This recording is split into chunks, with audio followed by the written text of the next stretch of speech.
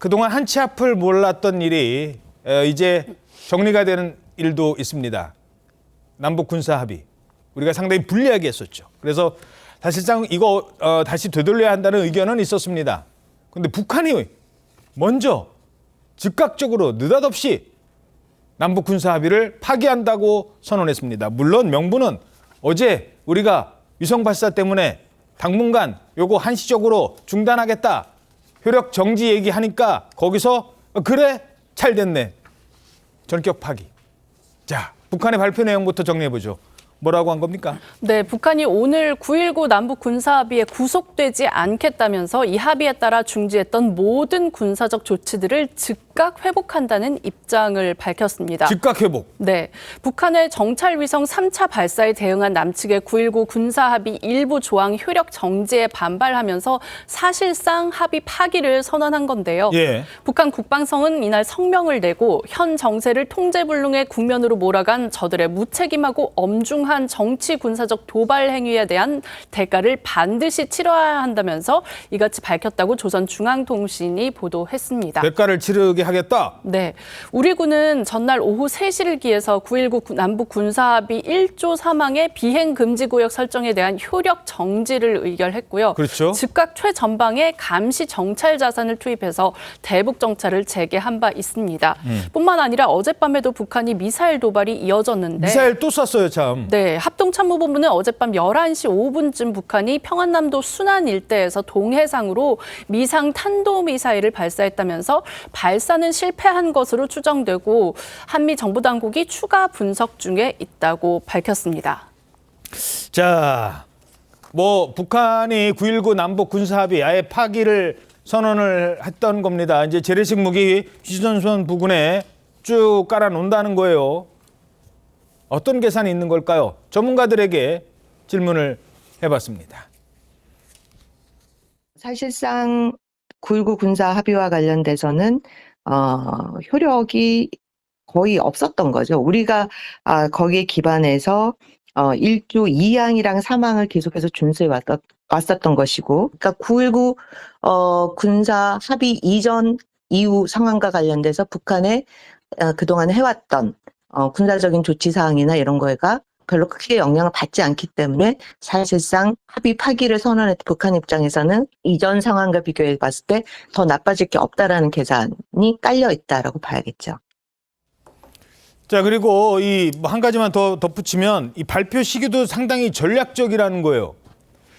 윤석열 대통령 국내에 없을 때, 해외 순방 중일 때 위성 쏘고 어제 밤했죠? 미사일 쏘고 그리고 나서 이번에는 합의 파기 선언까지. 어제 밤에 쏜 거 사실상 실패했는데 그 사진 혹시 나왔습니까? 지금 탄도미사일도 쏘고요. 아주 도발을 몰아서 하고 있어요. 몰아서. 윤석열 대통령 국내에 없을 때. 저게 북한의 전략이라고도 합니다. 어제 쏜 그 미사일 발사 장면인 것 같은데요. 자, 이렇게 계속 이어가고 있다는 겁니다. 게다가 김정은이 또 등장을 합니다. 조선중앙통신 공개한 사진인데요. 사진 바로 보시죠. 근데 뭐지? 약간 그런 부분이 머리예요, 머리. 흰머리. 김정은의 나이가 아직 흰머리 날 나이는 아니다라고 84년생인데 벌써 머리가 희끗하다. 저렇게 머리가 희끗한 거 글쎄 저 처음 보는데요. 저 염색한 것 같아요. 염색을 흰색으로. 네. 예. 그게 왜 그러냐면 이제 본인이 아무튼 리더십이 지금 저는 흔들리고 있는 반증이라고 보여지거든요. 예. 어떤 방식으로든 외모를 그 아우라 있게 만들고 뭔가 카리스마 있게 만들려고 오히려 더 나이 들어 보이게. 예, 그 애쓴다는 건 리더십이 흔들리는 거잖아요. 예. 지금 저 모습 보세요. 예쁘게 염색한 것처럼 보이기 때문에 아유, 정말 그 매일같이 저는 김정은 위원장은 어떻게 하면 지금 우리 대한민국을 향해서 이걸 쏠까 저걸 쏠까 이렇게 괴롭힐까 저렇게 괴롭힐까 맨날 그 연구하는 사람으로 저는 그냥 보여집니다. 예, 알겠습니다.